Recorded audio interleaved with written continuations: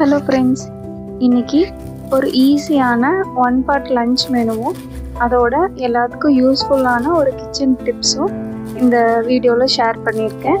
வாங்க வீடியோக்குள்ளே போகலாம். இப்போ ஒன் பார்ட் ரெசிபிக்கு நம்ம என்ன செய்ய போகிறோன்னா மல்லி தேங்காய் புலாவ் தான் செய்ய போகிறோம். அதுக்கு ஒரு கைப்பிடி அளவு மல்லி எடுத்து நல்லா இந்த அளவுக்கு தண்ணியில் அலசி எடுத்து வச்சுக்கலாம். அப்புறம் ஒரு பேனில் ஒரு டேபிள் ஸ்பூன் ஆயில் ஆட் பண்ணிவிட்டு கொஞ்சம் கடலைப்பருப்பு கொஞ்சம் உளுந்த பருப்பு ஆட் பண்ணி நல்லா பொன்னிறமானதும் ஒரு 10 பல் பூண்டு, கொஞ்சம் ஒரு துண்டு இஞ்சி, ஒரு பச்சை மிளகாய் எல்லாத்தையும் ஆட் பண்ணிவிட்டு நல்லா வணக்கி விட்டுடலாம். எல்லாம் நல்லா வணங்கி வந்ததும் இப்போ வாஷ் பண்ணி எடுத்து வச்சுருக்க மல்லியும் சேர்த்துட்டு நல்லா வணக்கி விட்டுடலாம். மல்லி சுருண்டு வர அளவுக்கு வணக்கணும். இப்போ மல்லியும் தேங்காவும் நான் இன்றைக்கி சேம் குவான்டிட்டியில் தான் ஆட் பண்ணியிருக்கேன். இந்த மாதிரி ஆட் பண்ணும்போது பார்த்தீங்கன்னா ஒரு லைட் க்ரீன் கலரில் தான் சாப்பாடு வரும். ஆனால் ரொம்ப டேஸ்ட்டாக இருக்கும். நீங்கள் இன்னும் க்ரீனிஷாக வேணும்னு நினச்சிங்கன்னா தேங்காய் விட மல்லியை கொஞ்சம் அதிகமாக ஆட் பண்ணிக்கலாம். இப்போது அதை மிக்ஸி ஜாருக்கு மாற்றிட்டு நல்லா நைஸாக அரைச்சி எடுத்துக்கலாம். இப்போது சாப்பாடு தாளிக்கிறதுக்கு ஒரு 2 பெரிய வெங்காயம் கட் பண்ணி எடுத்திருக்கேன். குக்கரில் ஒரு டேபிள் ஸ்பூன் நெய் ஆட் பண்ணியிருக்கேன். ஒரு டேபிள் ஸ்பூன் ஆயில் ஆட் பண்ணியிருக்கேன். ஆயில் நல்லா ஹீட் ஆனதும் ஒரு டீஸ்பூன் சோம்பு, ஒரு ஸ்டார் அனீஸ், ஒரு பிரியாணி இலை, ஒரு சின்ன துண்டு கல்பாசி, 2 ஏலக்காய் எல்லாம் ஆட் பண்ணிட்டு நல்லா பொரிஞ்சு வந்ததும் கட் பண்ணி வச்சிருக்க 2 பெரிய வெங்காயம், ஒரு கொத்து கருவேப்பிலை ரெண்டையும் ஆட் பண்ணிட்டு நல்லா வணக்கி விட்டுடலாம்.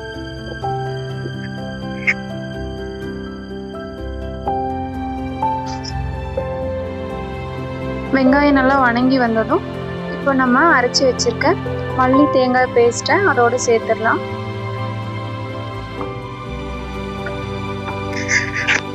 அதோட இந்த சாதத்துக்கு தேவையான அளவுக்கு உப்பு சேர்த்துட்டு நல்லா பச்சை வாசனை போகிற அளவுக்கு வணக்கி விட்டுடணும். எண்ணெயிலேயே இது ஒரு 5 மினிட்ஸ்க்கு நல்லா வணங்கணும், சுருண்டு வரணும். அந்த அளவுக்கு நல்லா வணக்கி எடுத்துக்கலாம். இன்றைக்கி பார்த்தீங்கன்னா நான் குருணை அரிசி தான் எடுத்திருக்கேன். இது பொன்னி குருணை. இந்த மாதிரி மோஸ்ட்லி வெரைட்டி ரைஸ் எல்லாம் செய்யும்போது இந்த குருணை அரிசி ரொம்ப டேஸ்ட்டாக இருக்கும். பாஸ்மதி ரைஸ், சீரக சம்பா ரைஸ் எல்லாத்தையும் விடவே இந்த குருணை அரிசி ரொம்ப நல்லாயிருக்கும். முக்கியமாக அரிசி பருப்பு சாதம் எல்லாம் செய்யும்போது இந்த குருணை அரிசியில் செஞ்சிங்கன்னா ரொம்ப டேஸ்ட்டாக இருக்கும். நான் இன்றைக்கும் அதுதான் எடுத்திருக்கேன். இப்போ 3/4 டம்ளர் அரிசி எடுத்திருக்கேன். ஸோ அதுக்கு 1.5 டம்ளர் தண்ணி ஆட் பண்ணியிருக்கேன். ஒரு பங்குக்கு 2 டம்ளர் தண்ணி ஆட் பண்ணால் கரெக்டாக இருக்கும். இது குருணை அரிசிங்கிறனால சீக்கிரமாக வெந்துடும். அதனால் ஒரு 1.5 டம்ளர் தண்ணி ஆட் பண்ணியிருக்கேன்.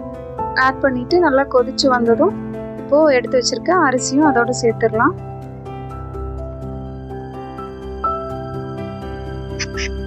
இப்போ மூடி போட்டு ஒரு 2 விசில் மீடியம் ஃப்ளேமில் வச்சு எடுத்துக்கலாம். கரெக்டாக வெந்து வந்திருக்கும்.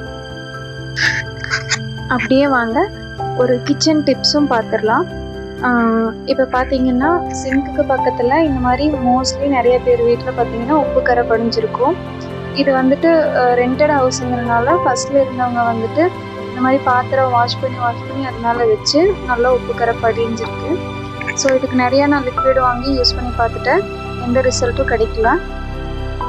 ஸோ அதனால் இந்த ஷீட் எனக்கு ரொம்ப ஹெல்ப்ஃபுல்லாக இருந்துச்சு. இது டிபார்ட்மெண்ட் ஸ்டோரில் எல்லாமே அவைலபிளாக இருக்கும்.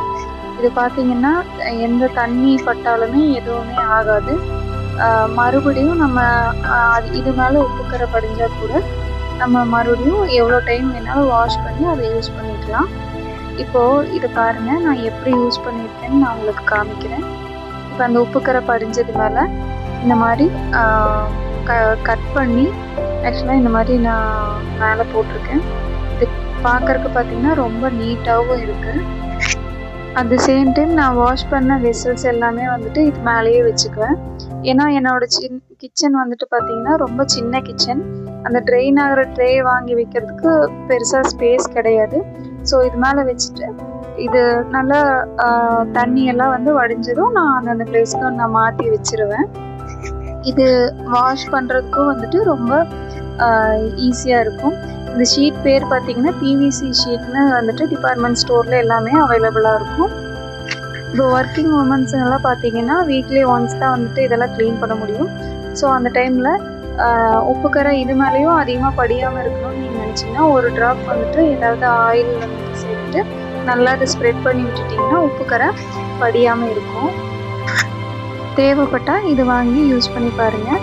அண்ட் அப்படியே வாங்க நம்மளோட லஞ்ச் ரெசிபி எப்படி வந்திருக்குன்னு பார்க்கலாம். பாருங்கள், நான் ஆல்ரெடி சொன்ன மாதிரி லைட் க்ரீனிஷ் கலரில் சாதம் வந்துட்டு எதுவுமே குலையாமல் பர்ஃபெக்டாக வந்திருக்கு. ஆனால் டேஸ்ட்டு ரொம்ப ரொம்ப அல்டிமேட்டாக இருந்ததுங்க. கண்டிப்பாக இதை செஞ்சு பாருங்கள். செஞ்சு பார்த்துட்டு எப்படி இருந்ததுன்னு கமெண்ட் பண்ணுங்கள். மறக்காமல் என்னோடய சேனலை சப்ஸ்கிரைப் பண்ணிக்கோங்க.